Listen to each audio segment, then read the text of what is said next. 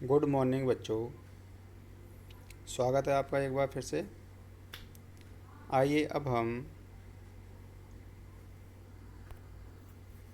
मानव नेत्र एवं रंग बिरंगा संसार का अगला टॉपिक देखते हैं, जिसका नाम है इंद्रधनुष। कि इंद्रधनुष जो है किस प्रकार से बनता है, इसका जो है वर्णन कीजिए। बोर्ड परीक्षा में ये काफ़ी बार पूछा गया है और अक्सर पूछा जाता है, तो इसे जो है अच्छे से समझना। चलिए शुरू करते हैं। देखिए, ये एक वर्षा की बूंद है, ठीक है।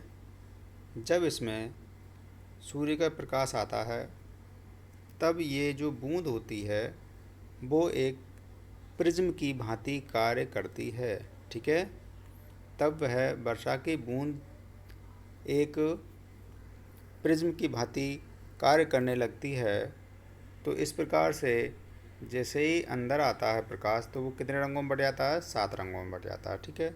आप जानते हैं सबसे ऊपर कौन सा रंग होता है? लाल रंग होता है, ये वाला, ठीक है। और जो नीचे वाला होता है वो कौन सा रंग होता है, बताइए?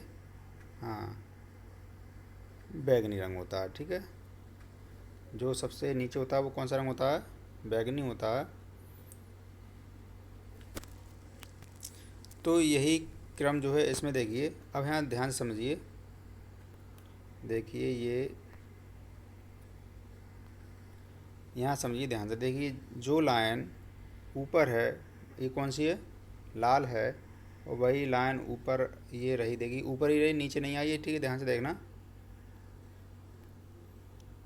और ये लाइन कहाँ चली जाती है? ऊपर। ऊपर वाली लाइन, इसका मतलब क्या है?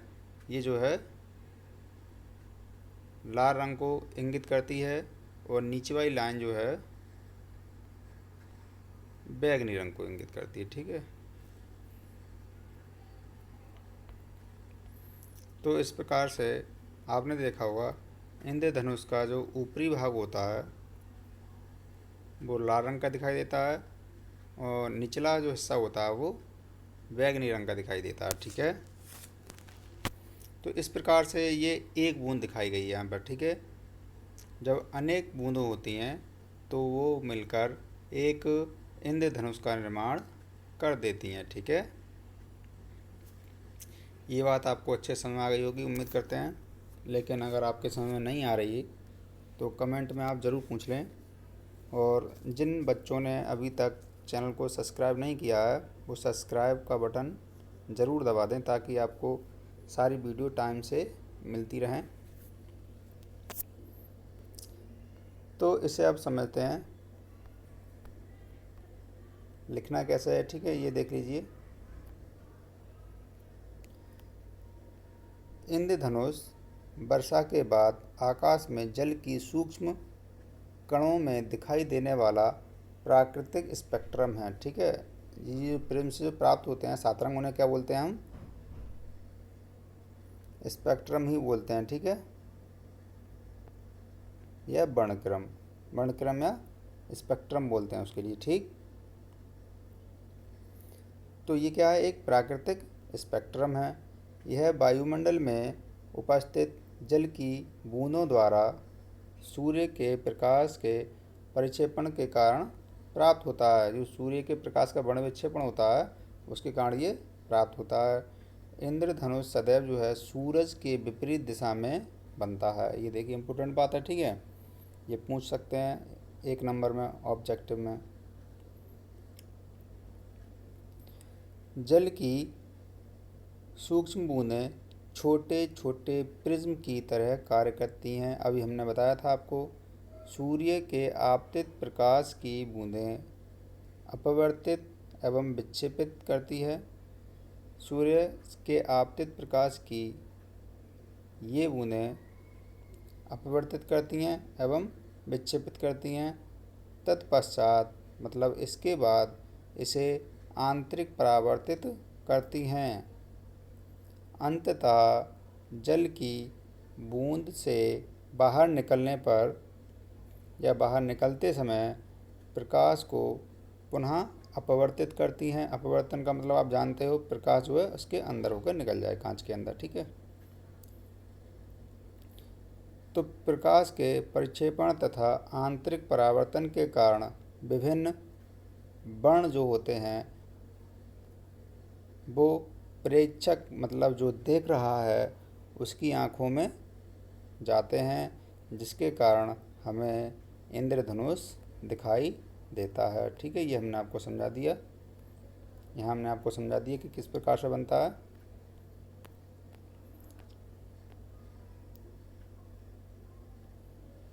देखिए, हम आपको पहली वीडियो में बता दिया था हमने आपको कि अगर आपको ये स्पेक्ट्रम आपको याद रखना है तो आप विवग्योर एक शब्द होता है, ये शब्द नहीं है कोई, ठीक है, ये बना लिया गया है बस ऐसे ही। तो विवग्योर आप याद रख लें, और इसी से आपको याद रहेगा कि 7 रंग कौन कौन से होते हैं, ठीक है, हमने पहले भी बता दिया था। अगला है, किसी प्रिज्म से गुजरने के बाद प्रकाश विभिन्न वर्ण यानी विभिन्न रंगों में विभिन्न रंग आपतित किरण के सापेक्ष अलग अलग कोणों पर झुकते हैं, ठीक है। ये विभिन्न जो रंग होते हैं वो अलग अलग कोण पर झुकते हैं, इसीलिए तो ही हमें प्राप्त होता है प्रिज्म, ये जो स्पेक्ट्रम, ठीक है। देखिए, ये जो लाल रंग है वो सबसे कम झुकता है और जो बैंगनी रंग है वो सबसे ज़्यादा झुकता है, ठीक है। इसीलिए जो है और भी जो रंग हैं बीच में वो सभी रंग जो है अलग अलग कोणों पर झुकते हैं, इसकी वजह से ही हमें स्पेक्ट्रम बनता हुआ दिखाई देता है। ये देखिए, लाल प्रकाश जो है सबसे कम झुकता है जबकि बैंगनी प्रकाश सबसे अधिक झुकता है, ठीक है। इधर श्वेत प्रकाश है। श्वेत प्रकाश क्या होता है बेटा? सूर्य से मिलने वाला जो प्रकाश होता है वो श्वेत प्रकाश कहलाता है, ठीक है।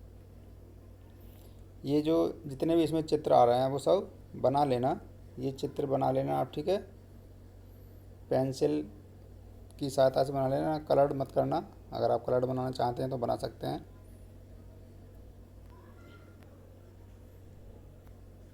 आगे देखते हैं। आइजैक न्यूटन ने सर्वप्रथम सूर्य का स्पेक्ट्रम प्राप्त करने के लिए कांच के प्रिज्म का उपयोग किया। किसने किया? सबसे पहले न्यूटन ने, ठीक है।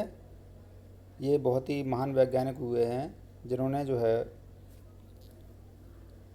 कई क्षेत्रों में महत्वपूर्ण आविष्कार किए हैं। आगे देखते हैं। एक दूसरा समान प्रिज्म उपयोग करके उन्होंने श्वेत प्रकाश के स्पेक्ट्रम के वर्णों को और अधिक विभक्त करने का प्रयत्न किया, किंतु उन्हें और अधिक वर्ण नहीं मिल पाए। फिर उन्होंने एक दूसरा सर्वसम प्रिज्म पहले प्रिज्म के सापेक्ष उल्टी स्थिति में रखा तो उन्होंने देखा कि जो दूसरे प्रिज्म से श्वेत प्रकाश का किरणपुंज निर्गत हो रहा है उसे न्यूटन निर्गत हो रहा है। इससे न्यूटन ने निष्कर्ष निकाला कि सूर्य का प्रकाश 7 रंगों से ही मिलकर बना है, ठीक है। ये देखिए, यहाँ उन्होंने क्या किया था, एक प्रिज्म जो है और रख कर देखा इन्होंने, ठीक है। तो इन्होंने सोचा हो सकता है और ज़्यादा रंग निकल आए। यहाँ पर न्यूटन ने सोचा कि 7 रंग से ज़्यादा हो सकता है तो और हम विभक्त करके देखते हैं, लेकिन ऐसा नहीं हुआ था। जो 7 रंग थे 7 रंग के 7 रंग ही रहे, अधिक नहीं निकले, ठीक है। और उसके बाद इन्होंने क्या प्रयोग किया था, इसके बाद इन्होंने देखा कि एक प्रिज्म जो आप पीछे पढ़ भी चुके हैं, एक प्रिज्म इन्होंने जो है उल्टा रखा। जब इस प्रिज्म से निकले, जब प्रकाश जो है इस प्रिज्म से निकला तो वो फिर से क्या हो गया, श्वेत प्रकाश में बदल गया, ठीक है, जो कि आप पढ़ चुके हैं, ये वाला, ठीक है, ये वाला सिस्टम। चलिए अब आगे देखते हैं।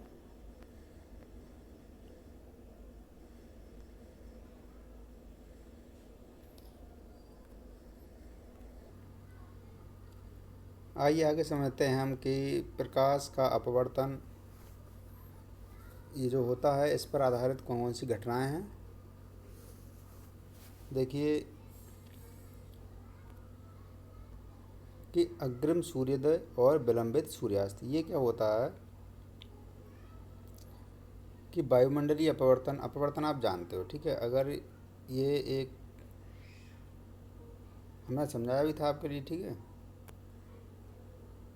ये क्या है, इतना मोटा कांच है और जब इस पर सूर्य का प्रकाश पड़ता है तो वह इधर नहीं जाता। इस घटना को हम क्या बोलते हैं, इसको बोलते हैं हम परावर्तन, ठीक है। इस घटना को क्या बोलते हैं, जब प्रकाश इधर चला जाएगा तो इस घटना को बोलते हैं हम परावर्तन।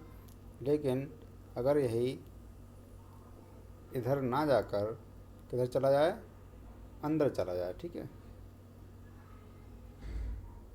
तब हम इस घटना को क्या कहते हैं, अपवर्तन। समझ गए।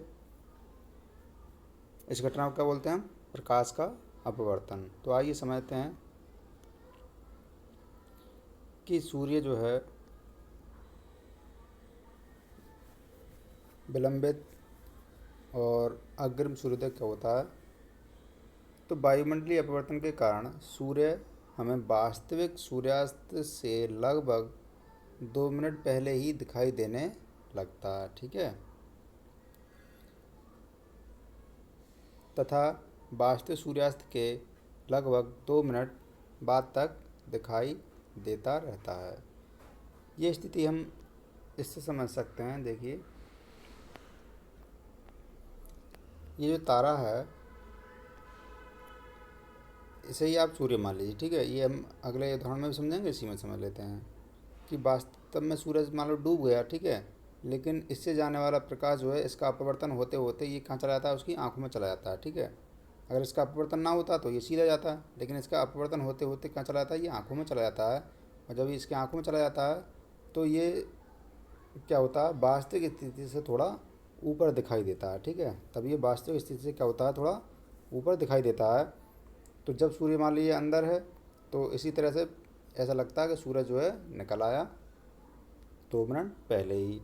और इसी प्रकार से हम कहें कि सूर्य मान लो डूब गया, अस्त हो गया, तब भी जो है थोड़ा ऊपर दिखाई देता रहता है सूर्य, ठीक है। इसका कारण क्या है, प्रकाश का वायुमंडलीय अपवर्तन। समझ गए। तो आइए अब अगला देखते हैं, तारों की आभासी स्थिति क्या है। अभी जो हमने समझाया था वो इसी पर आधारित है। पृथ्वी के वायुमंडल में प्रवेश करने के बाद जो है पृथ्वी के पृष्ठ पर पहुंचने तक तारे का जो है लगातार अपवर्तन होता रहता है, ठीक है। वायुमंडलीय अपवर्तन उसी माध्यम में होता है जिसका क्रमिक परिवर्ती अपवर्तनांक हो। इसका मतलब समझिए, क्रमिक परिवर्ती अपवर्तनांक क्या होता है। जैसे मान लीजिए हमारे पास 2-3 प्लेटें हैं और इन सभी में क्या भर दिया हमने, जल भर दिया, ठीक है। तब क्या होगा, इनके अपवर्तनांक क्या है, एक जैसे ही रहे, तो इन पर कोई फ़र्क पड़ा, कोई फ़र्क नहीं पड़ा, ठीक है। तो ये क्रमिक परिवर्ती अपवर्तनांक नहीं हुआ। लेकिन अगर इसमें वायु है, ठीक है, इसमें जल है और इसमें कांच है, तब आप देख रहे होंगे इन सब के अपवर्तनांक जो है अलग अलग हो गए, ठीक है। अपवर्तनांक वाला हमने चैप्टर आपको समझाया था, अगर नहीं समझाया तो एक बार फिर से जो है उसे देख लें, आपको अच्छे से समझ आएगा। तो ये क्या हो गए, तीनों माध्यम के अपवर्तनांक जो है अलग अलग हो गए।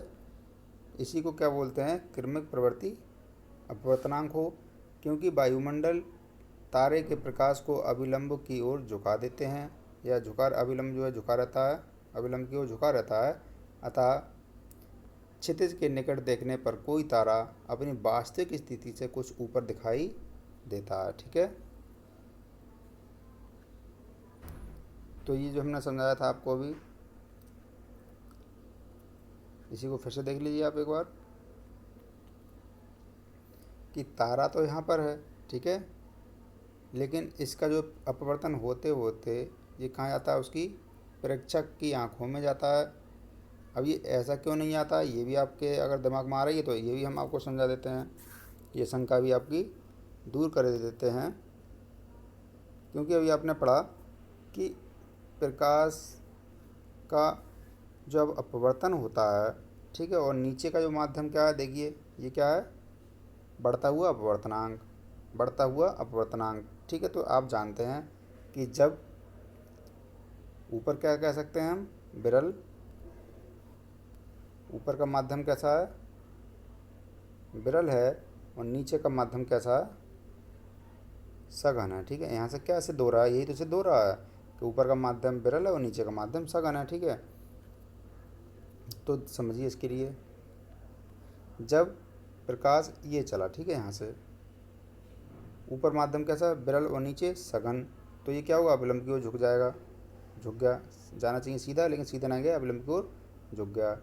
अब इसे जाना चाहिए ऐसा, ठीक है, सीधा जाना चाहिए, इसके लिए देखिए फिर से जाना चाहिए इसके लिए सीधा, लेकिन सीधा ना जाकर ये थोड़ा सा विलंब की ओर झुक जाता है।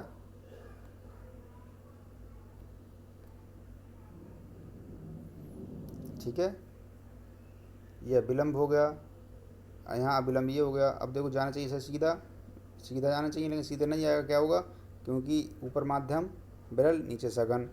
अब इन दोनों की बात करें हम, एक दो, एक और दो, दो की बात करें तब क्या होगा, ये वाला क्या हो गया, विरल, और ये वाला सघन हो गया। समझ गए नहीं, पहले ये विरल था, ये सघन था। अब इन दोनों की तुलना करें तो ये विरल हो गया, ये सघन हो गया। अब फिर हम इसकी इसकी और इसकी तुलना करेंगे, फिर ये विरल हो जाएगा, ये सघन हो जाएगा। ठीक है, क्योंकि नीचे क्या हो रहा है, अपवर्तनांक बढ़ रहा है। ठीक है, तो अब ये जो है ऐसा जाएगा। ठीक है, तो इस प्रकार से आप देख रहे होगे, ये जो लाइन होती है वो क्या चली जाती है, झुकती हुई चली जाती है। समझे क्या हो रहा है, ये लाइन है वो जो है झुकती चली जा रही है लगातार ऐसे। तो वही आपको स्थिति जो है यहाँ दिखाई दे रही है, क्यों, क्योंकि इसका जो है लगातार अपवर्तन हो रहा है, और अपवर्तन के कारण ये जो है लगातार झुकती हुई चली जा रही है, किधर की ओर, अविलंब की ओर। समझ गए नहीं, उम्मीद तो है आपको अच्छे समझ आ गया होगा। चलिए इसके आगे हम जो है आपको अगली वीडियो में समझाते हैं। आप अपने नोट्स बनाते रहिए और उन्हें जो है याद भी करते रहिए।